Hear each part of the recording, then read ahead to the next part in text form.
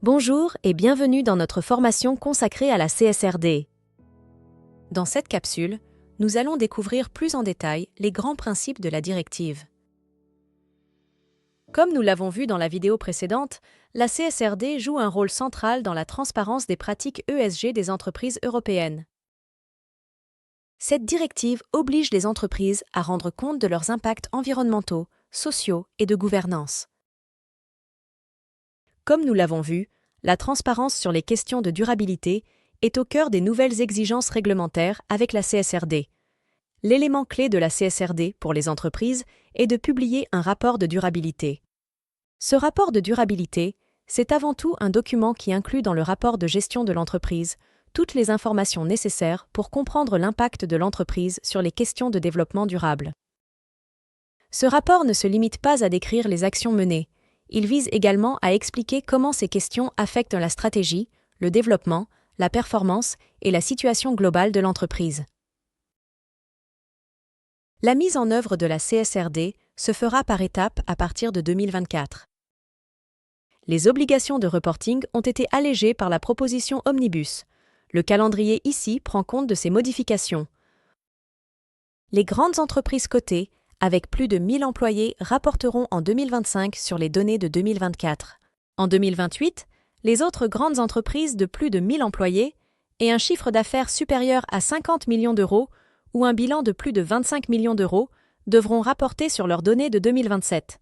En 2029, entreprises mères non européennes réalisant un chiffre d'affaires supérieur à 450 millions d'euros dans l'Union européenne commenceront à rapporter sur leurs données de 2028.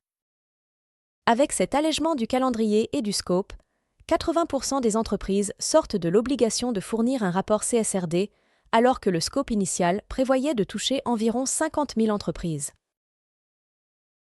Pour les entreprises qui sortent du scope, il est vivement conseillé d'adopter la norme volontaire VSME.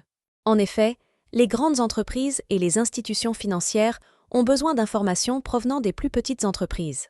La VSME est considérée par Omnibus comme un bouclier étant donné que les grandes entreprises ne peuvent pas demander aux petites plus de données que ce qui se trouve dans la VSME.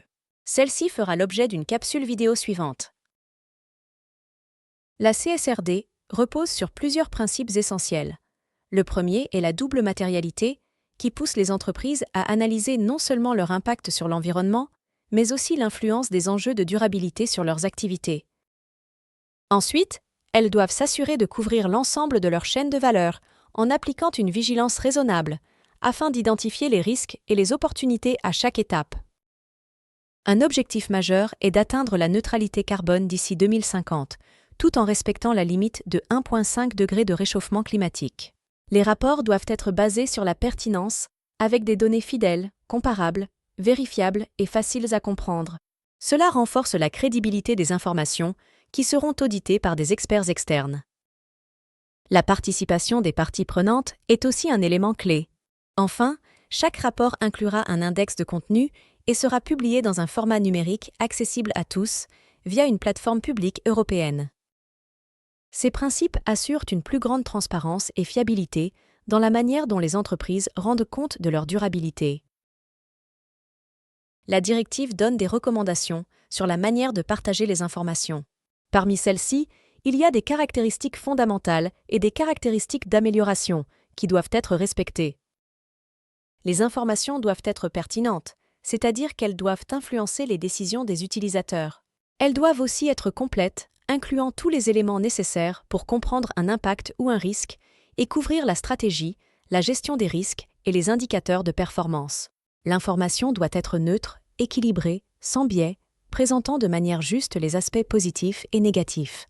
Enfin, elle doit être précise, c'est-à-dire sans erreurs importantes, même si une précision absolue n'est pas nécessaire.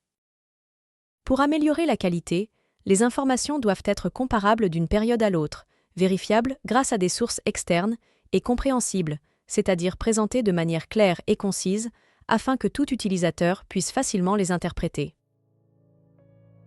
En conclusion, bien que l'on puisse avoir l'impression que la CSRD est une contrainte, elle représente aussi l'opportunité de mieux piloter la stratégie globale de l'entreprise, de mieux gérer les risques dans une perspective qui allie les aspects financiers et les aspects liés à la durabilité, quelle que soit la taille de l'entreprise.